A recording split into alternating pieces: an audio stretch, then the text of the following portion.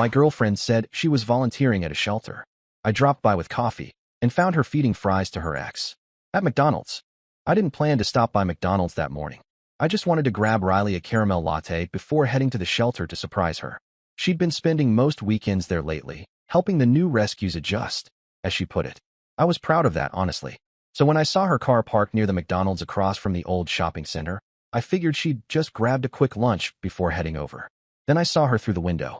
She was in a corner booth, laughing, really laughing, in a way I hadn't seen in months. She dipped a fry into a milkshake and fed it to the man sitting across from her. I recognized him before she even looked up. Brent, the ex she swore had moved to Denver. The same one she once described as a mistake she'd never repeat. The coffee in my hand went cold almost instantly. My brain didn't shout, didn't rage, it just went quiet. I walked in anyway. The bell above the door jingled, a sound that sliced through their laughter. Riley froze mid-bite. Brent leaned back in the booth, smirking like this was some kind of movie scene he'd already watched. Hey, I said. That's all. Just one word. Riley scrambled for a smile that didn't reach her eyes. Heath, this isn't what it looks like. Good, I said, sliding into the booth across from them. Because it looks like you're on a date with your ex in the middle of a McDonald's. Brent chuckled under his breath. Man, relax. We're just catching up. He said it so casually it almost made me laugh. The absurdity of it. The fries, the booth, the cheap smell of oil and ketchup made the entire thing surreal. A kid at the next table was staring, his mom whispering something about, mind your business. I set the coffee on the table between us. Riley stared at it like it was a ticking bomb. You told me you were at the shelter, I said quietly. I even texted you an hour ago asking how it was going. You said you were feeding the new dogs. Her mouth opened, then closed. She blinked too much. Brent offered to help with donations. We were just. Brent cut her off, lazy grin still plastered across his face. Donations, huh? That what you call this? He picked up a fry and waved it like evidence. She didn't mention the shelter part to me. Her face flushed. Brent, shut up. He shrugged. Just saying. The air around us turned heavy. Even the fryers in the back seemed to go quieter. I didn't yell. I didn't throw anything. I just looked at her. Years together, and I couldn't even recognize the person sitting across from me. She used to bring me to this exact McDonald's after late-night drives, claiming the fries here tasted better than anywhere else. Now she was using the same place for him. The manager, a middle-aged man with a name tag that said Mr. Patel, approached, trying to defuse the scene. Everything okay here? Brent leaned back like he owned the place. All good, boss. But the manager's expression changed when he recognized Brent. You again, he muttered. You're still banned for that parking lot fight. Brent's grin faltered for the first time. Riley looked like she wanted to disappear under the table. Mr. Patel looked at me. Sir, if there's trouble, we can ask them to leave. I nodded slowly, still staring at Riley. No trouble, I said. I'm just realizing how much time I've wasted. That landed. She flinched. But before she could respond, the door jingled again, and another familiar face stepped inside. Sierra, Riley's coworker. She wasn't supposed to be here either. She was the one who'd invited Riley to that so-called volunteer program months ago. Only she wasn't alone. She was holding hands with some guy in a suit who definitely wasn't her boyfriend. The moment Sierra saw us, her face drained of color. She froze in place, pulling her hand away from the man like it burned. Oh, she said weakly. Hey, Riley. The silence that followed was unbearable. Brent raised an eyebrow. Well, this just got interesting. I could almost hear Riley's thoughts scrambling for a way out. She stood, pretending to laugh. Sierra, what are you doing here? Sierra tried to match the tone, failed, and looked between me and Brent like she was calculating who knew what. Just grabbing lunch, she mumbled. Brent snorted. Yeah, seems like everyone's just grabbing lunch today. It was chaos wrapped in fluorescent lighting. Mr. Patel sighed, muttering something about calling security if this keeps up. People were watching now, phones raised, pretending not to film. Riley's hands were shaking. Her phone buzzed on the table, the screen lighting up with Mom. She ignored it, but the call came again. Out of habit, I picked it up and handed it to her. It's your mom. She snatched it, voice trembling. Hi. The voice on the other end wasn't her mother. It was Mrs. Callahan, our landlord. Loud, irritated, and impossible to mistake. Riley, I've left 3 messages about your rent. If it's not paid by tomorrow, I'm changing the locks. The entire restaurant heard it. Riley's face went pale. Brent muttered something under his breath. I leaned back in the booth, suddenly understanding why my recent payments hadn't cleared. She told me she handled the rent last month. I stood up. The world around me felt slightly tilted. Sierra whispered something to her boyfriend and hurried out, leaving Riley and Brent staring up at me. I came here because I wanted to surprise you, I said. I thought you were doing something good today. Turns out, you were. For him. I turned to leave, but Brent's voice followed me. Hey man, don't be sore. She's just got good taste. Something in me shifted then. Not rage, just clarity. I walked back to the counter, set both coffees down, and told Mr. Patel, one of these is for her. The other, throw it out. Then I walked out into the parking lot. The October air hit like ice. Behind me, I heard her calling my name, her voice breaking, trying to sound innocent. I didn't look back. The reflection in the glass door was enough. I could see her standing there, mouth open, Brent trying to pull her back down into the booth, people whispering and filming. By the time I reached my car, the first video was already being recorded by some teenager near the soda machine. I didn't know it then, but that clip, Riley standing there in shock, Brent yelling, the manager trying to stop it, would go viral before dinner. At that moment, I wasn't thinking about revenge or exposure. I just sat in my car and stared at the half-empty coffee cup beside me. The thing I'd bought out of habit. The thing meant to make her smile. And I laughed once, short, bitter, because I realized that this entire scene, from start to finish, would sound fake if I ever tried to tell it. But it was real. Too real. That smell of fries. That sound of her voice trying to explain the unexplainable. That ridiculous setting for something that shattered whatever trust one had left. The golden arches never looked cheaper. By the next morning, I thought the world would have moved on. It was just a scene in a fast food restaurant, nothing more. But by 9 a.m., my phone started buzzing like a fire alarm. A coworker texted me a link with a laughing emoji and the words, "Is this you?" The video had nearly 50,000 views overnight. The title read, "Caught cheating at McDonald's." She said she was volunteering. Someone had filmed the whole thing, from the moment I walked in, to Brent mouthing off, to Riley's face when the landlord called. The comments were brutal. People called it fast food karma. Someone even slowed the clip down, adding dramatic music. Every second of it was public now. My stomach twisted. I didn't want sympathy, I just wanted quiet. But the internet doesn't do quiet. By noon, people at Riley's office had seen it too. She worked in marketing, a company that loved its community image. I heard through a mutual friend that her boss called an emergency meeting about optics. I ignored every notification and drove to work. But even there, whispers followed. One of the interns held up her phone like she didn't know I was standing behind her. "It's the McDonald's guy," she whispered. That was me now, the McDonald's guy. Around 3 p.m., Sierra texted, "Can we talk?" I almost deleted it, but curiosity won. We met at a coffee shop downtown, the kind with music too soft to cover tension. She arrived first, wearing sunglasses indoors and pretending to scroll through her phone. When she saw me, she gave a weak smile. "I didn't know anyone was recording," she started. "I just didn't want you to find out that way." "That way?" I said. "You mean catching her feeding fries to her ex?" She flinched, but didn't deny it. She told me she was going to the shelter. I swear I didn't know about Brent. But after everything that happened, I guess I'm not surprised. I leaned back. So she's lied to both of us. Sierra hesitated. Then, almost whispering, "She used your name at work, Heath. She said you two were getting engaged soon. She used that to get extra vacation days for wedding planning." I laughed, an empty sound that made her shift in her seat. "That explains the missing weekends." "She also told Brent she was investing in his startup," Sierra added quietly. "I don't think that money came from her account." And just like that, the puzzle started fitting together without me even trying. The extra rent, the unpaid bills, the donations she claimed she'd made through my card. It all looped back to the same thing. Sierra leaned in, eyes darting around. "She's spiraling. Her boss called me today. Apparently someone from HR found the video, and now it's being shared in our internal group chat. She's losing it." I didn't feel joy hearing that, just fatigue. As we were leaving, Sierra's phone buzzed. She frowned, showed me the screen. A message from Riley. "Don't meet him. He's manipulating you. We have to stay on the same side." I looked at Sierra. "Same side of what?" She shook her head. "I'm not even sure anymore." By the time I got home that evening, the video had been reposted across half the internet. One clip showed Brent's face with the caption, "Fast food homewrecker." Another focused on Riley's reaction when Mrs. Callahan's voice came through the phone. The comments ranged from cruel to creative. Girls said she was feeding dogs, but feeding fries instead. McCarma meal with extra exposure. I didn't laugh. It all felt like noise. Then I got a message from an unknown number. "Callie, hi. You don't know me, but I'm Brent's girlfriend. Or, I guess, ex now.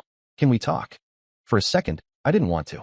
But something about her tone, calm, direct, made me say yes.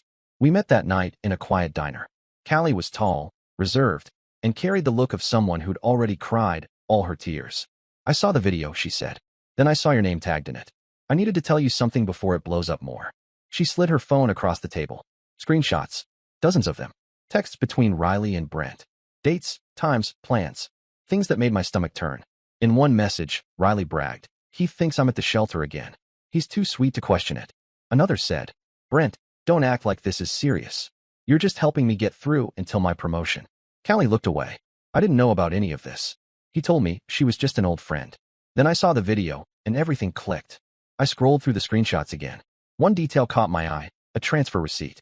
Riley had sent Brent $1,200 labeled donation reimbursement. The same week I'd wired money for the rent she said she'd already paid. "Do you know why she gave him money?" I asked. Callie nodded slowly. She said it was for an investment opportunity. "But Brent told me she'd been using your card for months. Said she bragged about it." Something in me went cold. "Brag?" "Yeah," she said softly.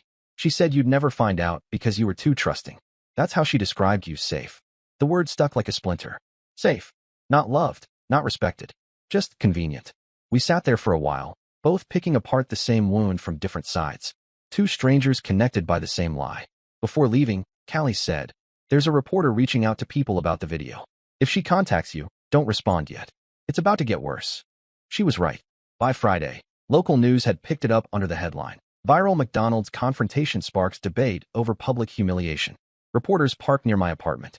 My inbox filled with interview requests. A YouTube commentator made a 10-minute breakdown of my expression at 0:36. The comments beneath were half jokes, half pity. Riley texted me for the first time since the McDonald's scene. "You're ruining my life." Then another, "Please tell them it wasn't what it looked like." I didn't answer, but she didn't stop. Dozens of messages followed, swinging between apologies and threats. When I blocked her, she switched to email. Then she started showing up at my workplace. Security turned her away twice. That's when I realized she wasn't scared of being caught. She was scared of losing control of the story. 2 days later, a producer from a daytime talk show emailed me, offering payment if I'd come on to share my experience. I deleted it instantly. The last thing I wanted was to become entertainment. But the universe didn't care. By Sunday, the McDonald's where it all started was flooded with people taking selfies in the booth.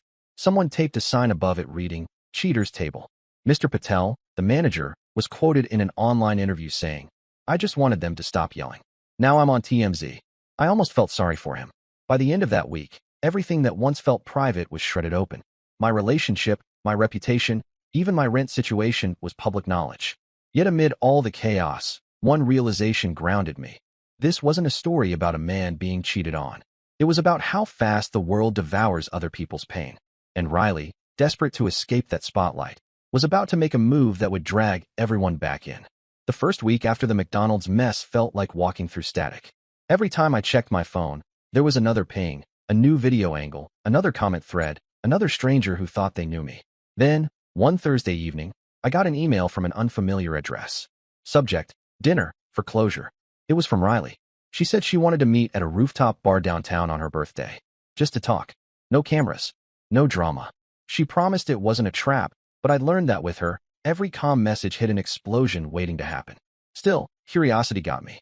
Maybe I wanted to see what she'd say when the lies ran out. Maybe I wanted to watch the mask fall off completely. I arrived 15 minutes early. The place was a sleek rooftop restaurant overlooking the city skyline. The kind of place she used to post about, but never could afford without my card. Soft music, expensive lighting, waiters who looked like models. And there she was, in the center of it all. But she wasn't alone. 3 people sat with her, all dressed like they'd walked out of an influencer ad. Ring lights, tripods, even microphones clipped to their shirts. One of them was a lifestyle vlogger I'd seen before, someone who specialized in public redemption stories. And just like that, I understood the setup. This wasn't a dinner. It was a performance. Riley wanted to flip the script, turn herself into the victim, and paint me as the bitter ex who'd overreacted. She waved me over with a rehearsed smile. "Heath, I'm glad you came." A camera turned toward me immediately. I said nothing, just sat down across from her. She began with soft tones about healing and mental health. The influencer nodded sympathetically, asking her how she'd survived the online hate. Survived? The woman who lied, used, and manipulated her way through everyone she met was now branding herself as a survivor. I kept my eyes on the city skyline. She talked about learning from her mistakes, but every sentence started with, "when he filmed me," or "when he left." It was all about me, her trying to turn my silence into guilt. Then she reached across the table. "Heath, I forgive you." she said, loud enough for the microphones. The vlogger leaned forward, clearly waiting for me to say something dramatic. I almost laughed. You forgive me? Her face twitched. For the way you handled things. For how public it became. The way I handled it. I repeated slowly. Riley, you were feeding fries to your ex and lying about volunteering. A hush fell over the table. One of the influencers tried to redirect the topic, but before he could, a familiar voice spoke from behind me. Maybe he should also forgive you for using his card to fund your little donations. It was Callie, Brent's ex. She walked straight up to the table, holding her phone like evidence. The cameras caught her immediately. The vlogger tried to tell her this wasn't part of the setup, but she didn't care. She pulled up screenshots, money transfers, texts, receipts, proof that Riley had taken money from me and Brent simultaneously, using both of us to finance her lifestyle. This, Callie said, turning the screen to the cameras, is her sending $1,200 from his account to my ex, 2 days before she claimed to be at a charity event. The influencers scrambled. One whispered that they should stop recording. Riley's face drained of color, then twisted into something halfway between rage and panic. You don't know what you're talking about, she snapped. Oh, I do, Callie replied. You told Brent you were just stringing Heath along until you got your promotion. And you told Heath you were mentoring Brent because he was struggling. You played both sides, Riley. People at nearby tables started staring. Phones came out again, cameras ready, lenses glowing red under the neon lights. Then came another voice. Brent, drunk, staggering, still wearing the same smug grin from McDonald's. You think you're better than me, huh? He shouted at Riley. You told me this was your night to fix everything. Said I'd get my cut if I showed up. Cut. The word echoed like a gunshot. The influencers froze. Callie turned toward him, disgusted. I stood, ready to leave, but Brent slammed his hand on the table, knocking over a glass of wine. The liquid spread across Riley's dress like a stain that wouldn't come out. You owe me money, he hissed. You said after this video thing, I'd get paid. Riley's voice cracked. You're drunk, Brent. Stop. But it was too late. Every person on that rooftop had their phone out. The forgiveness dinner had turned into another public disaster. When Brent threw the next glass, aiming at no one in particular, it shattered against the floor. The sound was enough to bring security. In the confusion, Riley screamed that she was being ambushed. She blamed Callie, accused her of hacking private data. One of the vloggers tried to shield her from the cameras, muttering about legal exposure. And me? I just watched it unfold. It was chaos, loud, raw, absurd. Everything she'd built was collapsing in front of strangers holding iPhones. I didn't have to say a word. When security finally escorted Brent out, still yelling about owed favors, the influencer team packed up. Riley sat there trembling, makeup streaking under the city lights. You came here to humiliate me, she whispered. No, I said calmly. You did that all by yourself. I stood up, and that's when I saw her boss across the rooftop. She hadn't noticed him come in, maybe invited by one of her influencer friends. He was watching the entire scene unfold, phone in hand. When our eyes met, he gave a small nod, like he'd just made a decision. I didn't stick around to see what came next. I left the rooftop, walked past the valet line, and didn't look back. An hour later, I got a text from Sierra, the co-worker. Sierra, Riley's been suspended. They're calling it a breach of professional conduct. Brent got arrested for assault. I didn't respond. Instead, I sat in my car overlooking the city. The air was thick with humidity and the distant echo of police sirens. Somewhere out there, Riley was trying to spin the story again, telling herself that she'd been set up. But deep down, I knew this wasn't about one viral video or one confrontation. It was about who she'd always been, a woman who built her world out of mirrors and lies until the reflections turned against her. And now, with every camera pointed at her, there was nowhere left to hide. Still, I had a feeling it wasn't over. People like her didn't vanish quietly. They found new ways to claw back attention, even if it meant burning everything left. I was right, because the next morning, my phone buzzed with a new notification, not from Riley this time, but from an official press account. Local influencer involved in viral McDonald's scandal loses job, blames ex-boyfriend for defamation. And my name was in the headline. When your name ends up in a headline you didn't ask for, the world stops feeling real for a while. My inbox overflowed again, this time with reporters asking for my side of the story. TV anchors said things like the boyfriend who walked in at the wrong time. There was even a meme. Someone photoshopped me holding fries like evidence in a crime scene. But I kept quiet.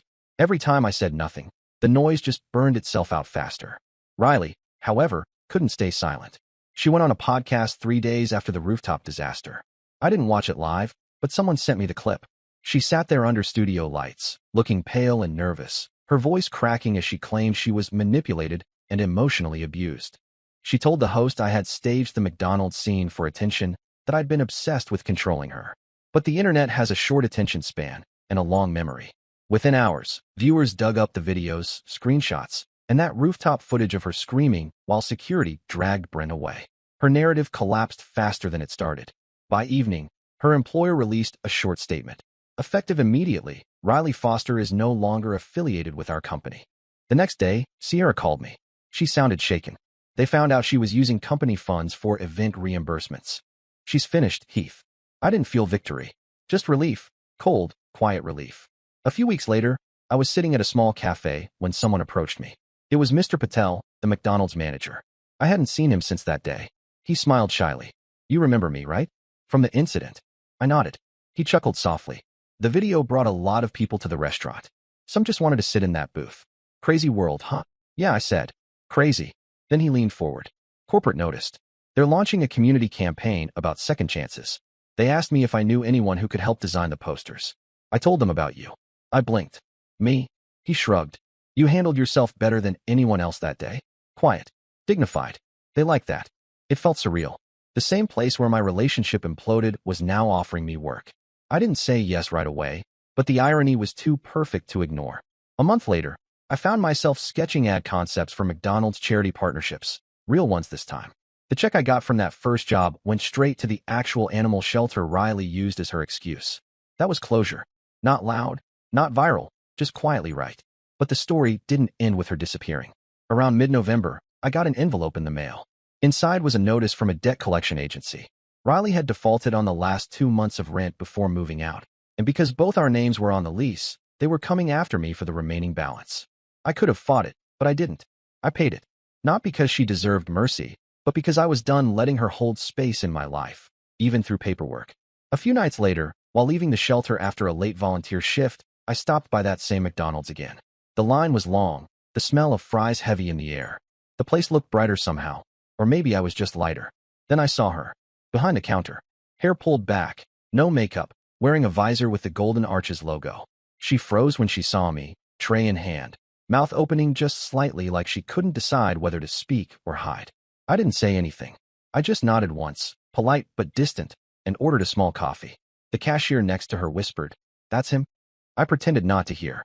Riley's hands trembled as she handed me my cup. Our fingers didn't touch. There was nothing left to say. As I turned to leave, I noticed the new posters on the wall, my designs. Real giving starts small. Underneath, the campaign credited the local artist, my full name, printed in clean white font. Her eyes followed it like it was a cruel trick from the universe. Outside, the air felt different. Crisp. The kind of evening that smelled like closure. Weeks turned into months. The online noise faded, replaced by the next scandal, the next viral heartbreak. I deleted every trace of her from my phone. No pictures, no messages, no digital ghosts. I learned how quiet peace really sounds when there's no one lying beside you at night pretending to love you. Sometimes I'd still pass by that McDonald's and see tourists snapping photos of the infamous booth. A little plaque on the wall now read, "Scene of the viral moment, 2025. Even the chaos had been repackaged for nostalgia. That's how the world works. It eats everything, then sells it back to you. One evening, I got a message from Callie. She'd started a small online channel about rebuilding after betrayal. Not dramatic, not revenge-driven, just people talking about what they learned. She invited me to join an episode, but I declined. I'd rather build quietly, I told her. She understood. Life didn't hand me poetic justice or some grand transformation. It just gave me the chance to start clean, and that was enough. Still, there's one thing I'll never forget. How fragile trust sounds when it breaks in a room full of strangers holding fries and phones. How something so ordinary, a Saturday lunch at McDonald's, could pull the lid off everything false and leave only what's real. I went back to the shelter one last time that winter. Not to prove anything, not to post about it, just to be there. A new volunteer, a college kid, asked if I was that guy from the video. I smiled. I was. Not anymore. When I left, I passed a newsstand carrying a small local feature about McDonald's community programs. One photo showed Mr. Patel shaking hands with city organizers, my logo in the corner. The caption read, "Sometimes, good things grow from messy beginnings." It wasn't profound, but it felt true. That night, I walked past the same McDonald's where it all started. Through the window, I saw Riley mopping floors. Her shoulders were slumped, eyes fixed on the ground. For a second, our reflections crossed in the glass, hers dulled by fluorescent light, mine framed by the city outside. Then I kept walking. No anger left. No revenge. Just distance, clean and final. The golden arches flickered behind me, humming like a warning or maybe a memory. I didn't look back.